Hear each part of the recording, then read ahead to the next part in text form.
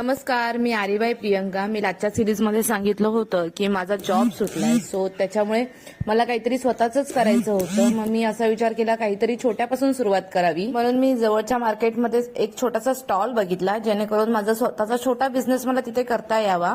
आम्ही संडेच्या दिवशी सकाळी लवकरच उठून तिकडची साफसफाई करायला गेलो. ते मार्केट होतं ते माझ्या घरापासून खूपच जवळ होतं, जेणेकरून मला खूप इझिली म्हणजे जाता येत किंवा येता येत असेल करून. स्टॉलवरती पोहोचल्यानंतर मी बघितलं तर स्टॉल जरा खूपच घाण होता, कारण की तो खूप दिवसापासून बंद होता.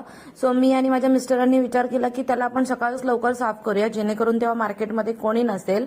मग आम्ही पूर्ण साफ करून घेईपर्यंत आम्हाला 1 ते 1.5 तास लागले. आता फक्त आरीवर्कचं मटेरियल ठेवून तर चालणार नव्हतं, कारण की इथे मोस्ट ऑफ कोणाला आरीवर्कचं माहिती नव्हतं.